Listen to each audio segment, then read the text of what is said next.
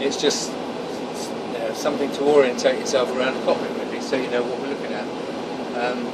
And the other thing you've got to bear in mind is that it takes around about 2 years to get a basic commercial pilot's license, and then you've got to do at least 12 4-hour details in the simulator to get your type rating on the aircraft itself.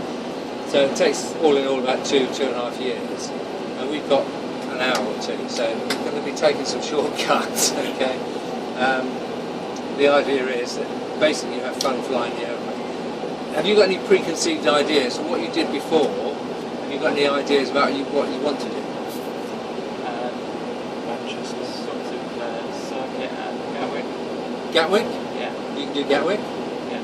Yeah? And just basically climb. Oh, what, sorry? Climb to like 4,000 feet. And we'll do that anyway, just to orientate yourself. Yeah.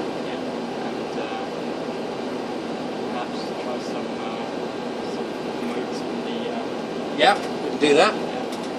I mean, if you want to, you see, we've got plenty of time to discuss this, then I want you to have the most fun out of it and the most that you want to get out of it. You know, I can teach you specific things or we can have some fun.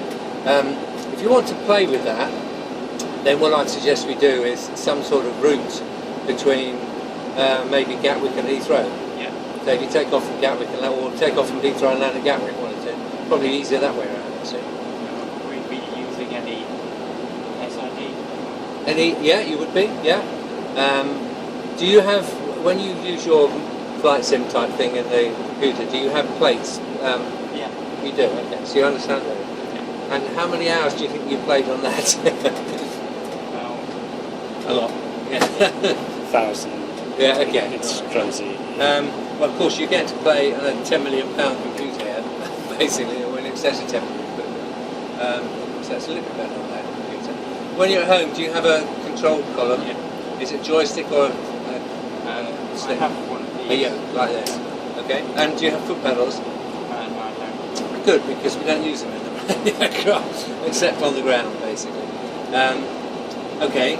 So what I'm gathering then is you want some fun. Obviously, you want to do takeoffs and landings, but you also want to use this and have a look at what the computer does, and that's it. Okay. Well, that's what we'll do. And what we'll do. We'll put something in the computer and then you can see how it's done, okay? But for your sake, Edward, is it Edward or Ed? Ed is fine. Ed's fine, okay, fine. Just to show you what's up here, okay? These are all circuit breakers, Okay. and there are more down there. Just like you have at home, fuses, basically. Oh, yeah. And if things go wrong in the aircraft, because you're remote from things that do go on, you can pop them, you can cut the supplies to them, and also of course if something goes wrong they can automatically pop. Oh. So that's what they're there for, and they look after themselves. All this lot here are systems, okay? There are some clues on some of them, like for instance hydraulics, yeah, that's right, and you've got things like fuel and generators, so that's obviously electrics. What you've actually got is 3 laser gyros here, which are solid state laser gyros. Are you guys technically minded or arty minded? We're technically minded. Technically minded, okay. So you understand gyros then. Well, this is solid state gyro, so unlike a lot of proper gyros just topple, you understand there's no topple, these don't. So these tell us where the aircraft is. It also provides information to make sure our artificial horizon works correctly.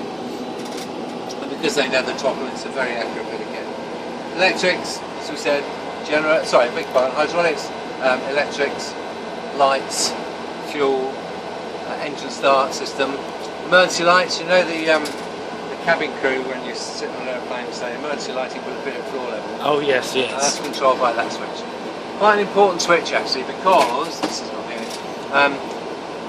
If you don't switch it off before you get out of the airplane, what happens is you switch all the electrics off here, and the back assumes that it's an electrical failure, so all the emergency lights come on. You then leave the airplane, come back in the morning, all the batteries are flat. So one of the most important checks is to put that off before you get out. And if we had a BA checklist, which we don't here because BA hasn't got 757s anymore, you'll see that it says so in the checklist. So that's what they are. Window heat, remember it's can be up to sort of minus 60, 70 degrees at height, so you need some window heat. And this lot is the seatbelt signs and no smoking signs. Pressurisation, very important. In fact, that's pressurisation and air conditioning. We look at those together. Oh, fair enough. If you've got temperatures of -60 at the heights we're flying at, of course you freeze to death within about 3 minutes, I would think. Yeah.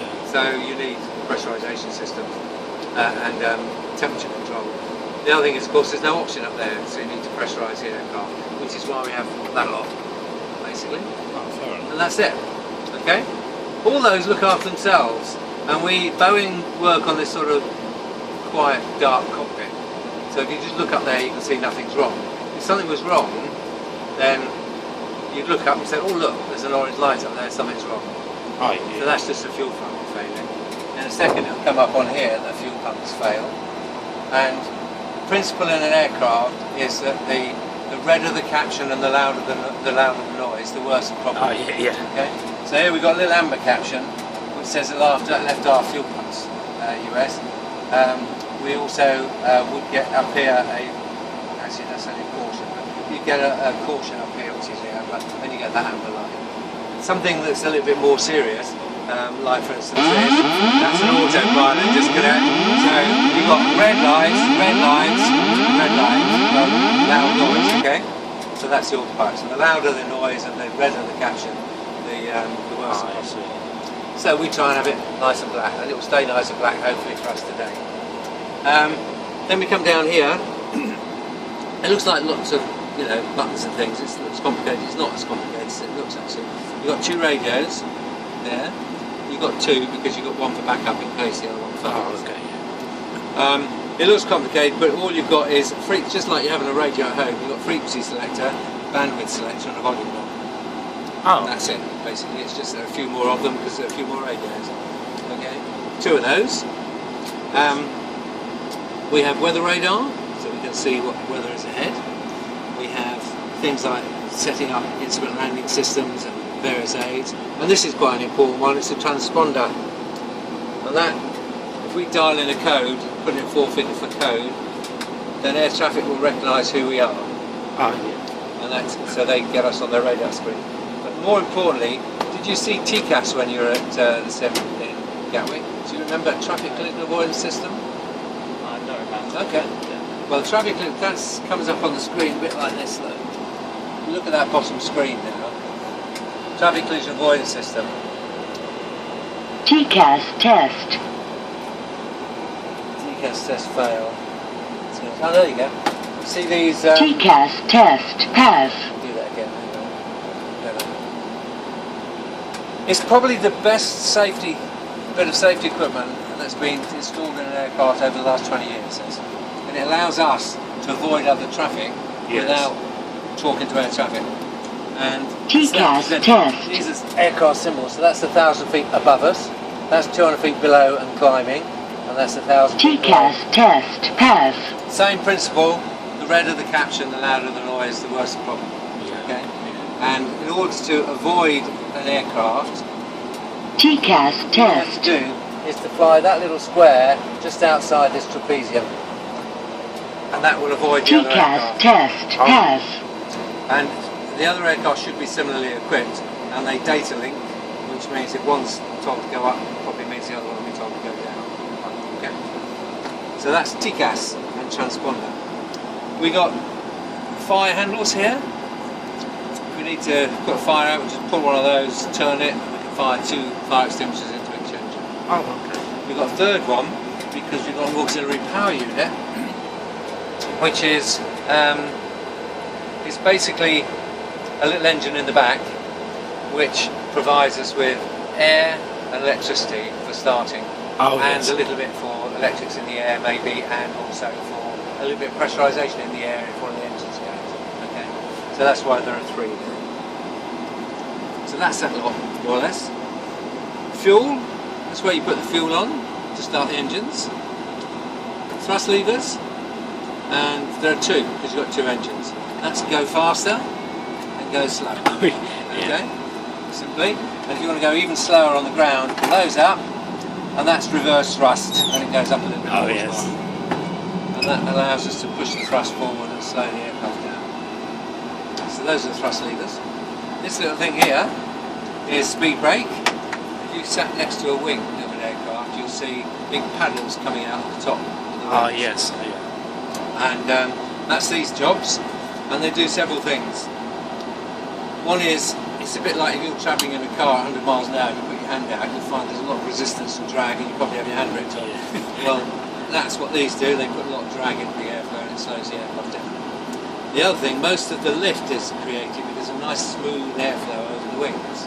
And if you stick those into that airflow, it stops that lift, which means you can go down quicker.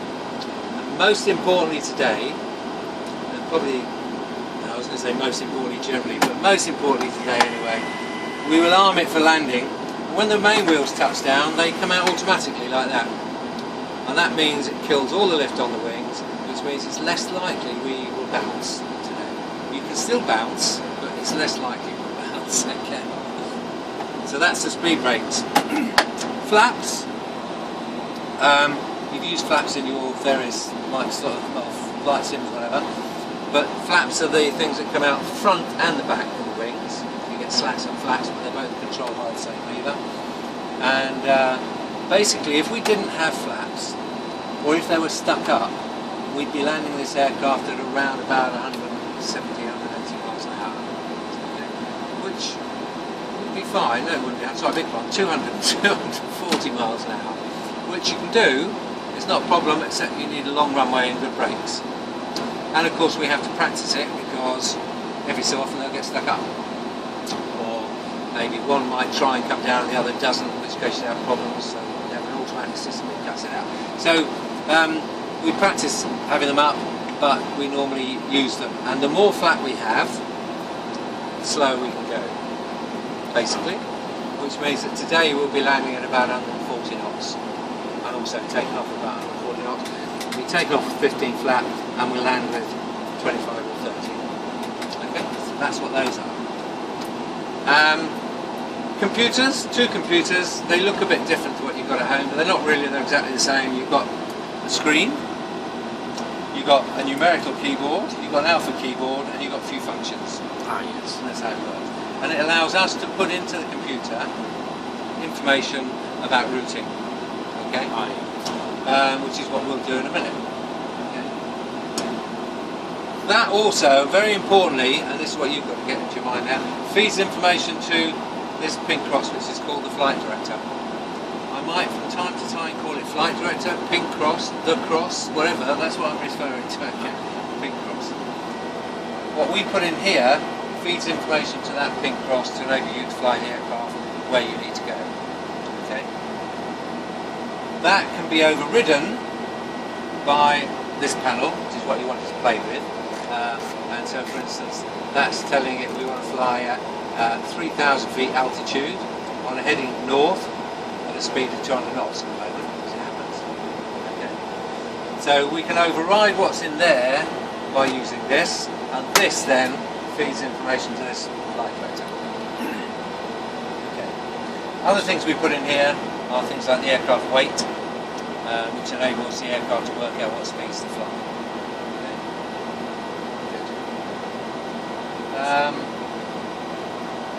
So we talked about that, Coming to the nitty-gritty now. These are screens which basically set up for the engine, says one or two other bits of information you can put on it.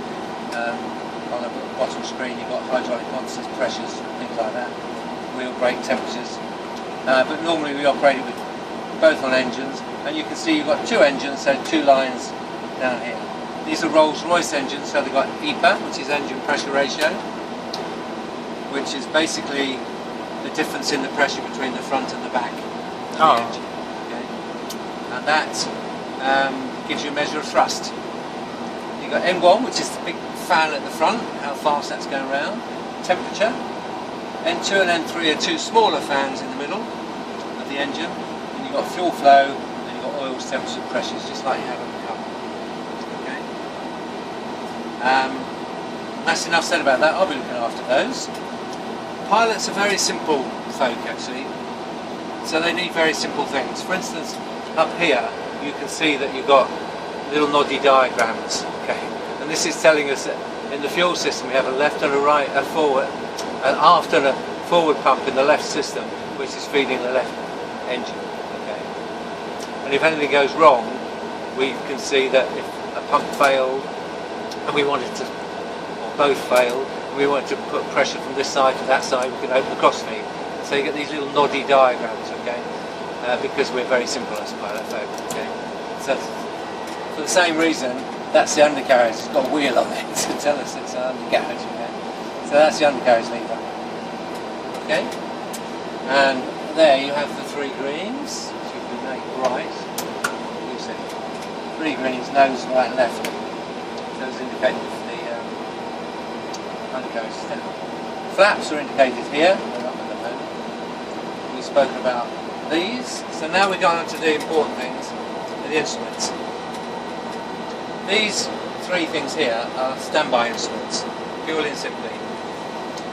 The chances of you ever having to fly on these are very, very, very, very slim. Okay, but we do have to practice it. So once every couple of years, all pilots will have to do an approach purely on those. It's actually 4 instruments. Okay. Generally speaking, though, those are now replaced by more modern instruments, which in the 757 look similar, but they're not. They're driven by computers and things. Okay.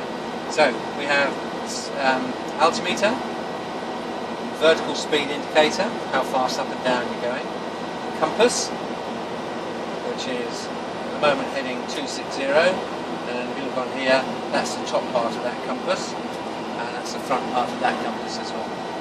So there's your compasses. You've got over this side airspeed, you've got various distances and a clock, very important for time. So these are the instruments we look at. And then, in order for you to fly accurately today, if you fly this instrument as accurate as you can, that will make everything work for us. So at the bottom here we've got a map. We're at the end of the triangle here. So our position is where the end of that triangle is. We'll draw a route in there in a minute. Where we're going is where that white line is. And we can put lots of different things on here. For instance, if we were flying along and we suddenly had an engine failure and we wanted to know where we could land, we can press an airport button and it comes up with all the aircraft, all the airfields that we can land at. So some of those, for instance, are that's Frankfurt Hahn, Luxembourg, Geneva, that's Milan, that's Venice. Got Vienna, Munich, lots of airfields, okay? Out as far as 160 miles, 320 miles actually. So that's the map, okay? And then this is the most important thing you'll be looking at today, artificial horizon. Basically, we need an artificial horizon because if we're in cloud or in bad visibility, we don't know whether we're right way up or not. No, yeah, okay. If you've flown in an aircraft, you'll know that you can walk up and down the aisle, you can go to the toilet, you can drink champagne or whatever you want to drink, and that's fine. Okay. If I told you that you could have an aircraft that's upside down and slightly descending, and you'd still be able to walk up and down the aisle, drink cups of tea, and go to the loo, not for long because the speed will build up, but you're only under 1 G, force of 1 G. And the only reason we know when we're in cloud which way up we are is because of this instrument. And that's blue for sky and brown for earth. Okay. The L-shaped things here represent the wings of the aircraft, and the square in the middle represents the nose of the aircraft. The horizontal white lines are purely to do with pitch. So 10 degrees nose up, 10 degrees nose down. Okay. The scale at the top is the angle of bank, and it goes 10, 20, 30, 45 and 60. Okay. And we've got an indicator over here to tell us whether we're going faster or slower than the speed we've got dialed up here. And then most importantly, we've got this flight director, and what we need to do is to learn how to fly that flight director. Well, you've got it principled from your computer. Okay. Look at the control column, you will know that you pull that back, the nose is going to come up. Push it forward, it's going to go down. Turn it right, you go right. Turn it left, you go left. how that relates to this is quite simple. And the thing you've really got to get in your head is that you're moving the square to the cross, not the cross to the square. I say you've got to get that in your head because what actually happens is the cross moves to the square, but you've got to think about the square moving to the cross. So in this case, the square needs to move up. So what way would we move the control column? Yeah, you pull it back. So you're going to pull the nose up to that line there, and the horizontal line is purely to do with up and down, nothing else. The vertical line is purely to do with left and right. So for instance, if it's out here like this, it's telling us that we need to roll right. Okay? So we roll right until that square went to that line. Right? It's almost intuitive. Don't know how it'll feel on your computer at home. You certainly won't have motion, so that'll be different. I say it's almost intuitive because initially it demands a rate of roll, then it demands an angle of bank, and then it demands a heading to follow. Okay, so you've just got to watch out for it. So in this case, you could handle that situation in two ways. You could either roll to the right until the vertical line comes in the middle, then pull back until the horizontal line comes in the middle, or you could pull back and then roll right, or you could do both together.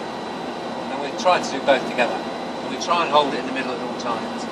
And the way we fly is as smoothly as possible. So you've got to think about not doing this sort of thing. You've got to think about squeezing. Okay, for the passenger comfort. Yeah, get annoyed. As well as the fatigue of the aircraft. Basically. So any questions on that? It can become more straightforward when we get airborne. The rudders. I'm glad you haven't got rudders at home. We do use the rudders on the ground to keep straight, because the rudders are attached to a nose wheel, and it will move the nose wheel around about 7 or 8 degrees left and right. If you want to move the nose wheel even further, then you've got that tiller thing on the right hand side there, and I got one there. See the thing that's moving? And that will turn the nose wheel through more degrees, which means we can go around 90-degree turns. The important thing about rudders is that push it to the right and you go to the right. Push it to the left and you go to the left.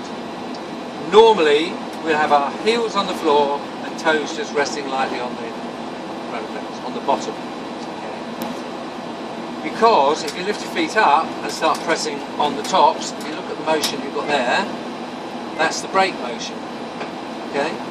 And that's all well and good, except now if you look at it, they're operating independently. So if you just put the right brake on, all the brakes on the right hand side come on and you go off to the right, put just the left one on, you go to the left. Okay? So we basically try and brake with both together. And then when you finish braking, heels on the floor again. Okay? The only time we'd use them in the air are if we're coming into a crosswind landing. If this was the runway, you crab in like this, and then just at the last minute as you flare, you push a bit of right rudder in and land, just to line it with the runway. So in the air we don't use it. If you're interested in aviation, you might remember a few years ago an American Airlines aircraft crashed off New York. Maybe not. What they think happened was that the pilot, for some reason, put full rudder one way, full rudder the other way, because the rudder is so powerful it just snapped the back of the engine off. The aircraft off, I would say. They do, to a degree, try and compensate for that, because they have the yaw damper and the yaw control system, which the faster you go, the less rudder you get.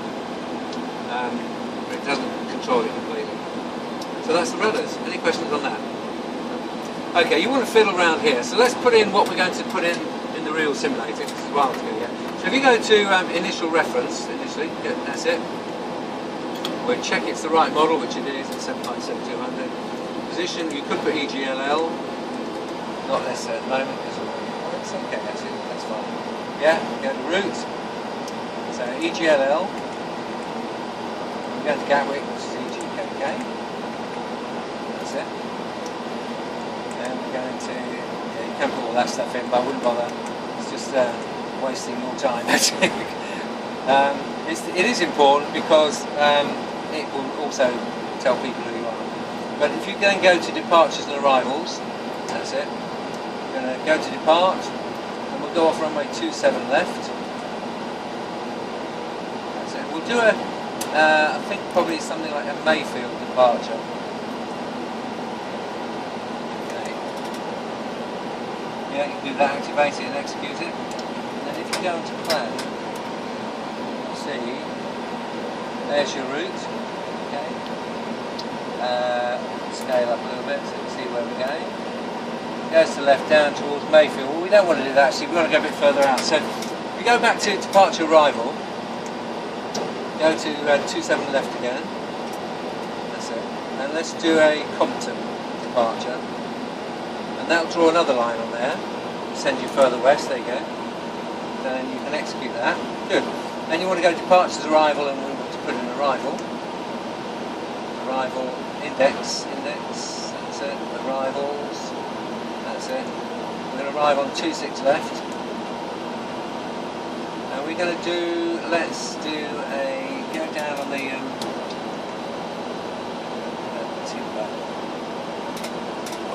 okay, see, try a timber arrival.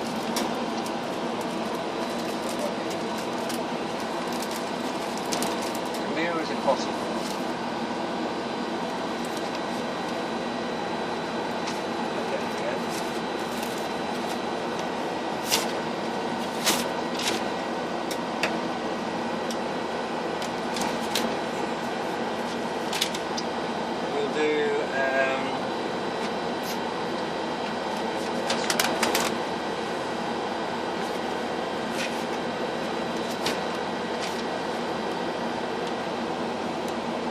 Let's do a Willow 3 Alpha arrival.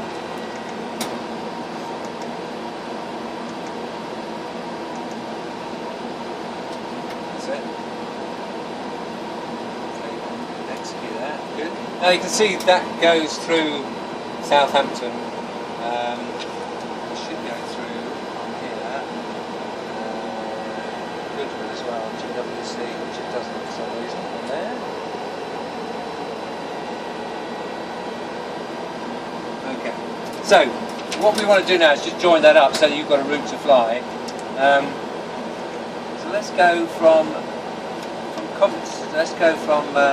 let's put down here Goodwood, which is GWC, I think.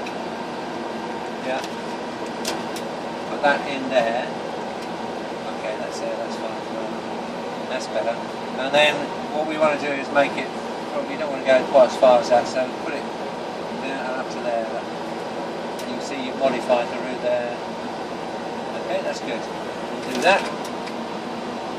And if you just go to, from Willow, you can go to, well, you can go to the centre of it. Go to the next page. We'll go to that point there. That's it. And that just joins it up basically. Okay? So now you've got a route that goes from London Heathrow, turns left, goes into Gatwick. Okay? That's how that works. You also need to put in some information on weights. So if you go to ref again, that's it, and put in the gross weight of, we'll put 13 tonnes of fuel. Just that's there. Yeah, that there. No, come on, that's it. Good. Gross weight would be 90 tonnes. That's it. Cruise altitude 3,000 feet. That's it. Cost index will be about 50. And the reserves about 5. No, that's it, yeah, just 5. That's it. Excellent. So now it knows what weight we are as well. So, what we'll do is, we've got half an hour, so what we'll do is we'll just take off and then we'll reposition and land just to get the feel for it. Get the feel for using this flight director, and then we'll swap simulators. The reason we're going to swap simulators is because the visual is much better. Okay. So, if you want to strap in, the harness is a 5-point harness to find. Yeah.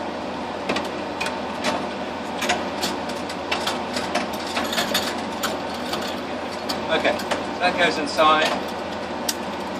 Then you get the two in the top, and the other one, and one in the bottom between your legs. And if you want to get out, you just turn the. You've got that twisted there. And you just take it out again. So you twist this thing here, and it come out. Turn it over the other way. Other way. Turn it the other way so it's flat. Oh gosh, oh yes. That's it. Just turn the end here. Turn that, and it will fall out. There we go.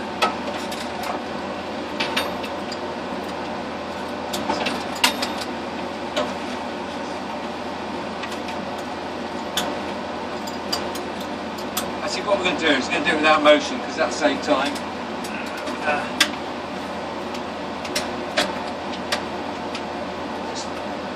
Excuse me a minute.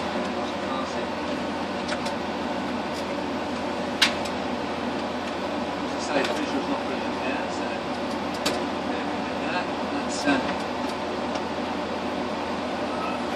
Is this one?